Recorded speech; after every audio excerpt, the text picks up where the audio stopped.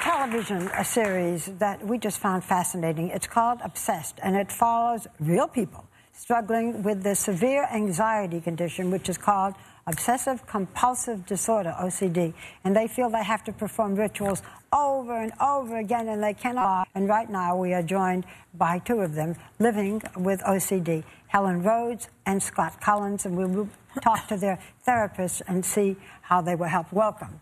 Thank you. But before we talk, I'm going to start with you, Helen. But Scott, when I looked at you, you said just being on this program has renewed a lot of your compulsive anxieties.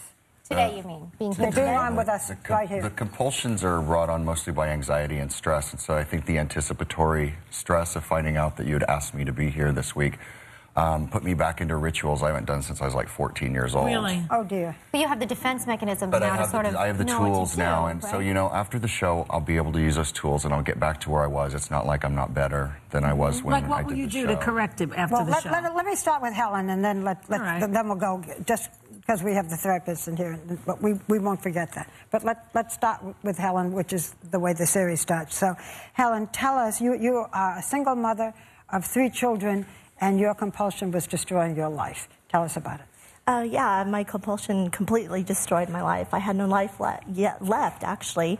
I'm a checker. I have to check everything that I do. I check the alarm clocks, I check the doors, I check the stove. You check the seat belts in your kids? Yes, I do. How many times did you check the clock? Because Barbara was saying she does it a couple of times. Throughout the night, right? Yeah, I actually spent, from the time I started to the time I finished, 4.5 hours. Yeah.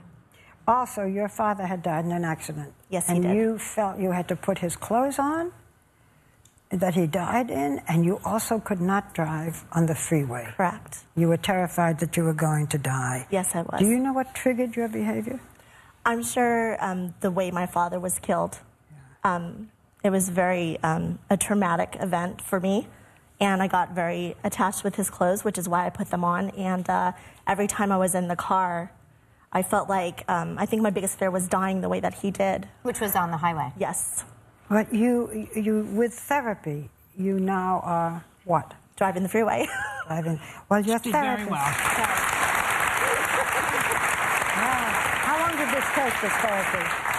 You know what? It was about 1.5 years struggle for me to be able to drive the freeway. So. Well, your therapist is sitting with us and is in the series. John still in Paris? Yes, doctor. What did you do? How do you help or cure someone? What did you do with Helen?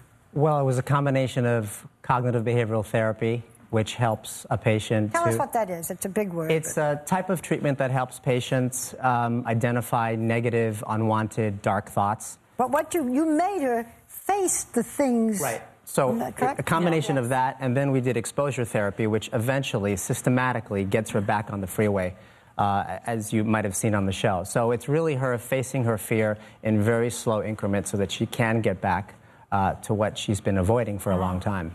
But you build up to that exposure, correct, doctor? I mean, because, or do you throw, you wouldn't throw a patient right into that because in the fear that they would go further into their obsession. This was a 12 to 15 week process of therapy. You know, I understood the fear of the driving, and I understood the clock. I didn't really get the clothing, putting her dead father's clothing on herself.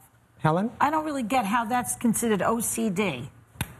Well, I think maybe the amount of times you would do it, or anything. OCD is just doing something repetitively over and over. And I guess the best way for me to describe it is insanity.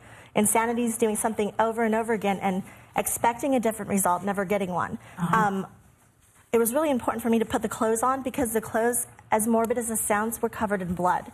And blood is life. And I had the clothes that my father died in with his last blood. I was never going to get that blood again from my father. So it was a separation issue more. But it still was a compulsion because it was repetitive. Before we go to Scott, that you ended up burning those clothes. Yes, I did. It was a very emotional moment. It was interesting. Yes. And I think having watched the show, it's an amazing thing that you did for yourself, but also for your kids. And I want to commend you and congratulate you on that. Taking all the steps that you have taken and will take in the future. Helen, Scott, I want to ask you too, because we saw your story as well, and you all will as well. Your obsession was more with being overly clean, you'd say, right? And cleaning your home was pretty much sterile, correct? Can you expand on your surgery in my house? You could. I mean, it really was near hospital-like state. So explain a little bit more about your obsession, why you think you got there, how it all became. You know, it all started somewhere around, I remember, 8 years old, and it's not just, you know, for most of us with OCD, it isn't just about one thing. So the germs are a big thing for me. The reason that I've attacked that one the hardest, it's the hardest thing to hide from you. You can see it the most. Yeah. What I hide is, I remember being trapped in my room because I have to touch things, certain objects, a certain number of times. Washing my hands, and I'd get up for school at 4 in the morning.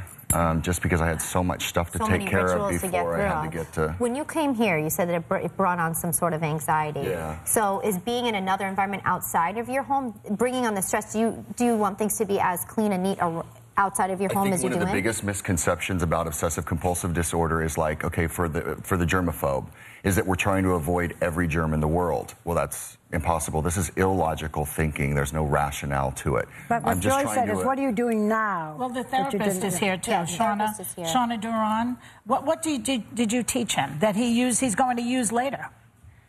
Basically, I taught him how to tolerate his anxiety. And I want to quickly take a step back. Obsessive-compulsive disorder is an anxiety disorder, characterized by the unwanted thoughts that cause anxiety and result in compulsions. And it's my job as a therapist to stop Scott from doing the compulsions and feel his anxiety until the anxiety goes away. We don't have a lot of time, but you did one of the most extreme things. You took a sanitary pad, your own sanitary pad, wrapped it in a towel, and made him put it against his face.